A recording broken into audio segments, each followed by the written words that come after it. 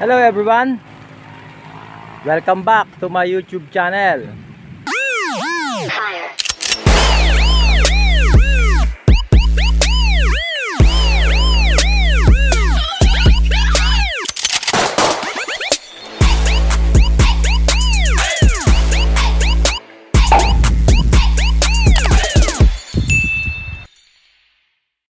So andito po ulit tayo ngayon sa aming bukid.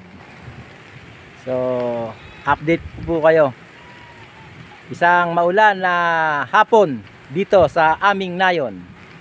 So mga kabukid, mga kanayon, samahan niyo po ako at itutur ko kayo. Mga kabukid, mga kanayon, sa loob ng 2 buwan bago nakabalik dito, ayan na po ang itsura ng mga damo dito. Mataas pa sa akin. Ayan. Medyo umaambon po rito ngayon. So kararating lang namin. And today is October 2, 2023.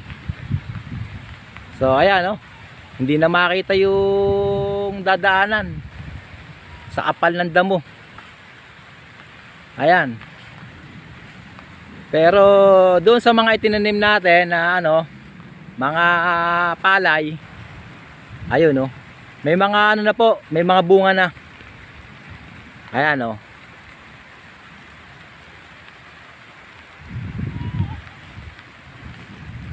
So mga siguro mga 30 days na lang to, ha-harvest na. Yung mga itinanim ko naman dito na ayun, malunggay, talisay, saka sampalok, nabuhay naman. Kaya lang syempre natatabunan ng damo.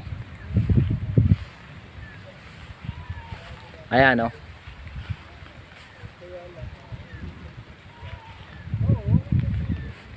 Ayan yung talisay. Ay, mga malunggay nabuhay naman. Ayan yung sampalok. So yung mga tinanim ko medyo okay naman. Yung mga buko, update ko, parang yung iba hindi nabuhay. Wala akong nakita. Parang mga nagsimatay.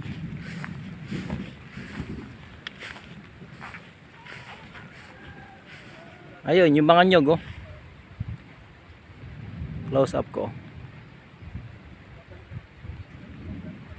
Parang din nakapag-survive.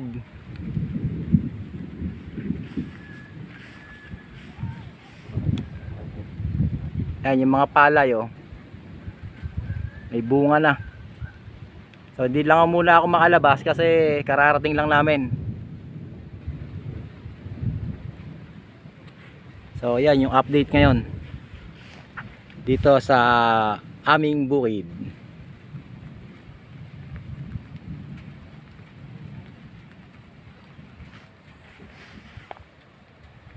Pati yung sa may water pump, puno na rin ang damo. Nung last August 5, wala na to eh. Ayan, matataas pa sa akin.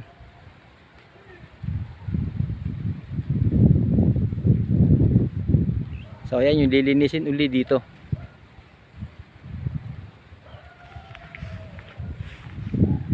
So mga kabukid, mga kanayon, yun po yung update natin.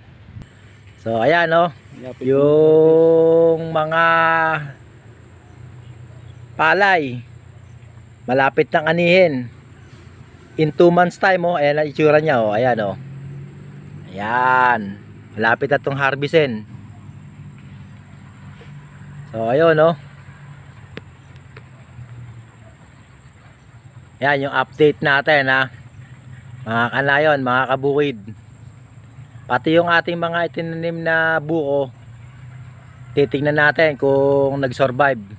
Pero itong mga palay, sigurado na to. Ayan,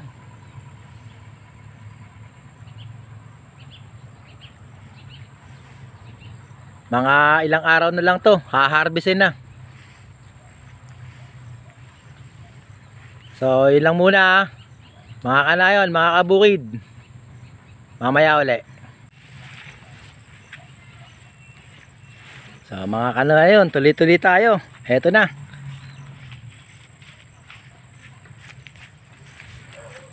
Ayan, oh. Ang sarap ng pagmasdan. Harvestin na lang, yo. Ito, sa katapusan. Pwede na ito. Oo.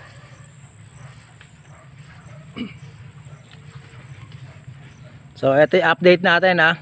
Nung tinignan natin to last August 5, 2023, ano pa lang siya, mga 1 dangkal pa lang. Pero ngayon, October 2, ayan na siya, oh. Ayan na. Napakaganda na, oh. Matalas ito. Harap. So, yan yung update natin. Buhay pa naman siya. Tingnan lang. So, ito yung isang puno ng buko o coconut seedlings na itinanim natin.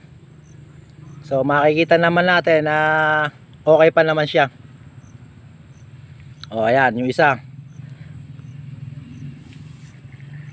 So, yun sa kabila, yun, no? Ipo-focus natin. Pito. So, yun. Pito yung nandyan. Ito yung nasa paikot ng pond. O, yun pa isa.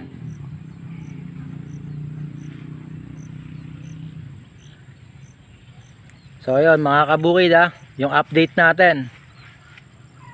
Pero ngayon, makikita nyo, ha? Talagang malapit na itong anihin. Ayun, oh. Napakasarap talaga pagmasdan.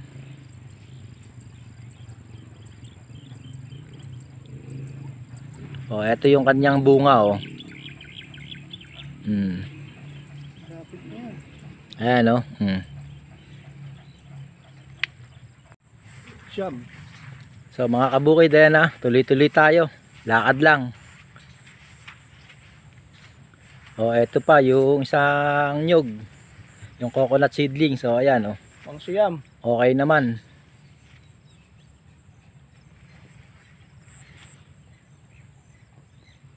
So, ayan yung update natin. Talagang malapit na itong harvestin.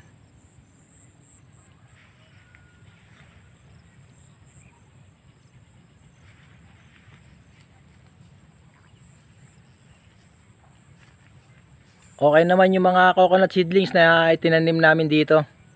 Ayan, buhay naman. O, ayan, o. Focus natin. O, ayan. Medyo ito, medyo malaki na.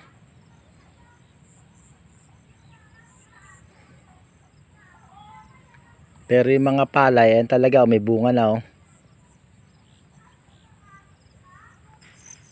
Ayun, yung kasama ko, o.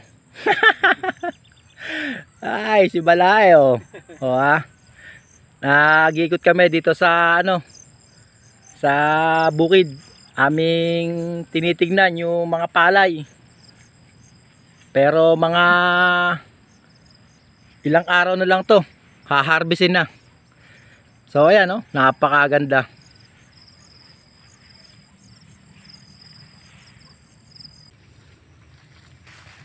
Dilaw na. Ayan. So ang ganda niyan. Ayan, sinum ko. Umikot lang ako ng 180 degrees. Ayun. So yung banda dito yung maunang mga harvest.